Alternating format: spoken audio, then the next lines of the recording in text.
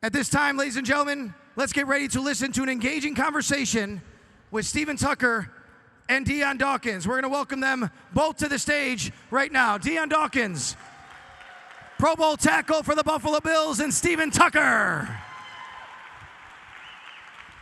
Buffalo, are you ready to make moves in 2026? Dion Dawkins here. If you want a high-paying career, Northland Workforce Training Center has made moves with introducing new programs starting this January. Isn't that right, Stephen? You know it, Dion. New programs like building maintenance, HVAC, auto tech, and more. Just show up to a pre-enrollment session any Tuesday at 6, Wednesday at 10, Thursday at 4 at our facility on Northland Ave in Buffalo. I'm throwing a pass to you, Stephen. Score your next move at northlandwtc.org.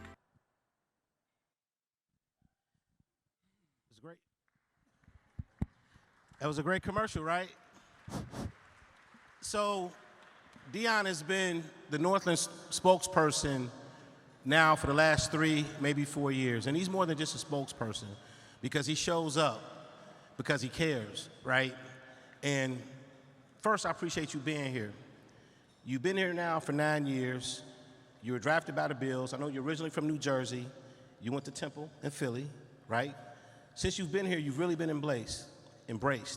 So tell us a little bit about your experience just being in Buffalo for the last 9 years. Well, hello, everybody. Hello. Well, as I'm listening to everybody talk and things like that, I want to just break this down. The dinner with me is elite. I bring my fiance and we have a great time, just so you guys know. Get that off my chest.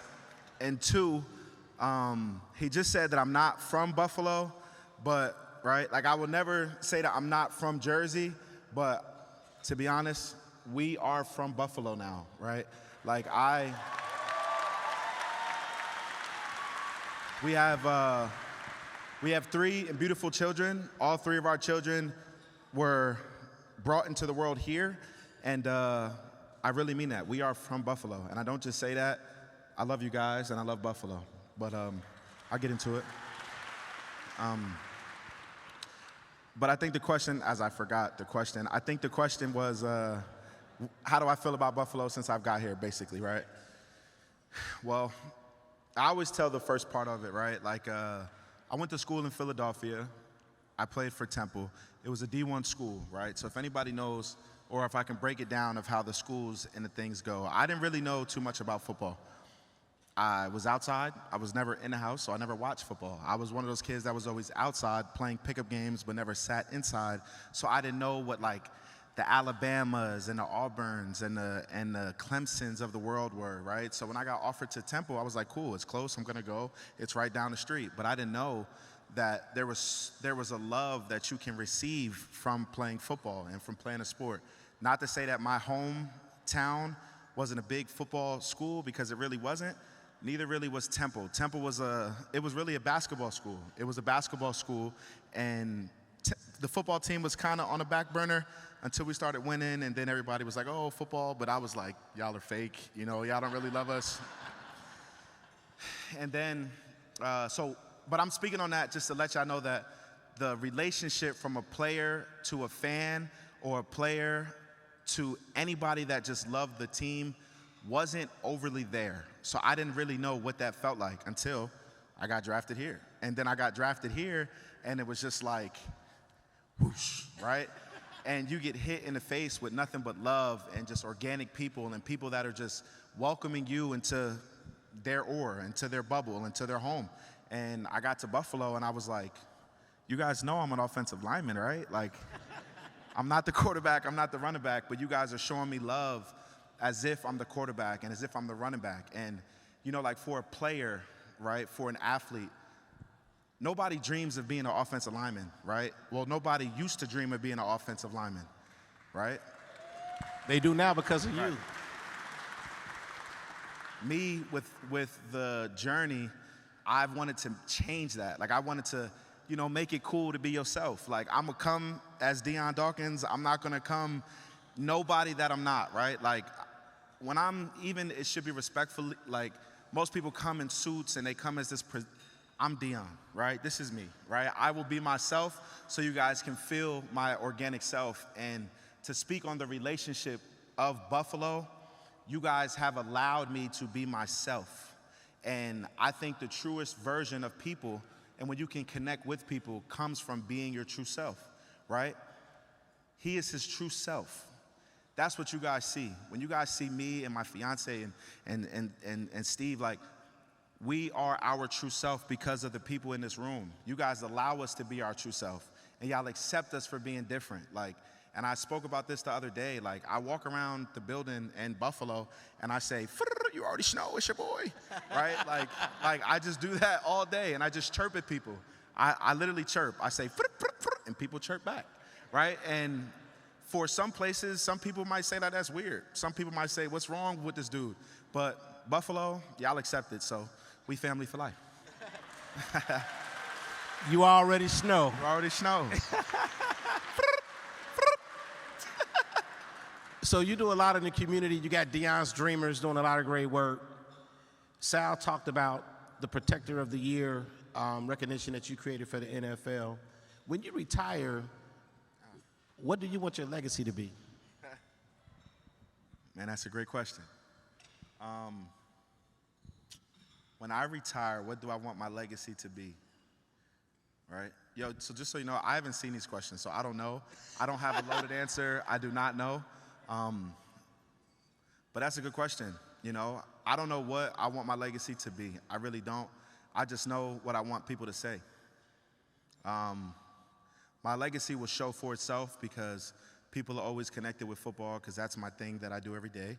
But as long as people say Dion was a good-hearted person, and he was organic, and he was true, and he was a man of power that cared and used his power for the right reasons, I'm cool with that. Right? That's a great legacy. It really is. So there are a lot of organizations in Buffalo and in Western New York doing a lot of great work. And you could be anywhere. You could support any of them, and you support a lot of them. Why do you support and endorse Northland Workforce Training Center? Because we've had this partnership for 3 years now. You show up to our Christmas events. You show up to this event. I text Dion from time to time, and I always say, "Hey, this is Stephen Tucker with Northland." He's like, "Dude, I know who you are. Stop doing that." Right? So why do you endorse Northland Workforce Training Center? Another great question. I don't want my answers to kind of seem competitive, or what's the word? Like like over and over and over. Repetitive, right? As the vocabulary shoots out. The organization speaks for itself. The classrooms, what people do in the classrooms, the teachers to the students.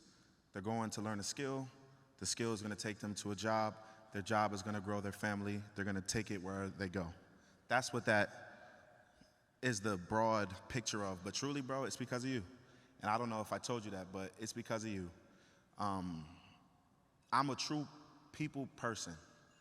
I connect with people. I don't know if it's a gift from God. I don't know what it is. But I look at people, I can see right through you.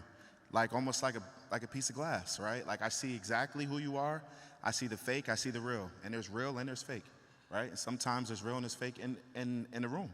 And some people paint it well, some people paint it, not so well. But it's because of you. It's because of who you are as a man. It's for who you are as a husband.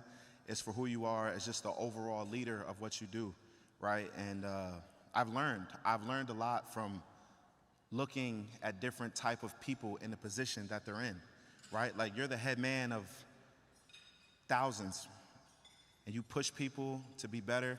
You push people to do better. You push people to grow. You give them a path.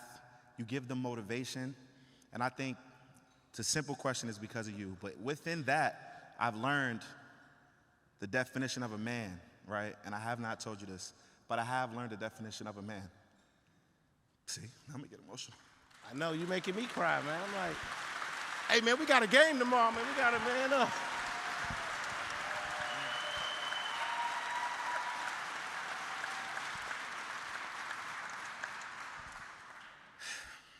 Now y'all all know I am an emotional creature. But I've learned how to be an emotional creature from my partner, right? Like as a man, right? And I speak from the heart, right? So try to hear me. If I take you left to bring you back right, to take you straight, just try to hear me, right? Like when you are a man and you're on your path of life, right? It could take you in so many different ways. And then you get examples of people that do great, like yourself. And I've learned from having your team and loving your team and having your wife close, that's where the true power comes from. And you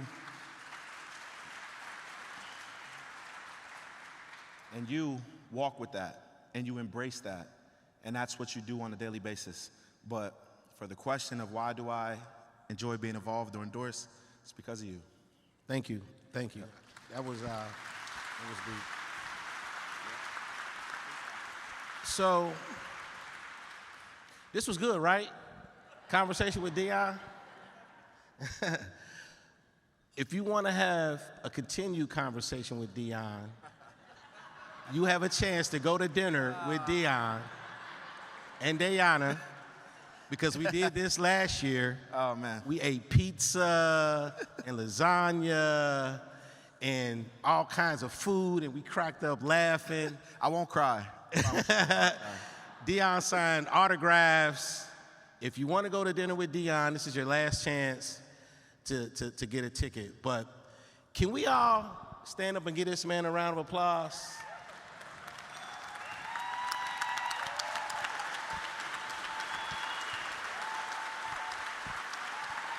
He's like half my age. I don't want to call him Big Dog, but I don't know what to call him. But he is truly a person that cares about people and that cares about this city. And I love you, bro. Real talk, I do. Appreciate it. Stay up here, okay?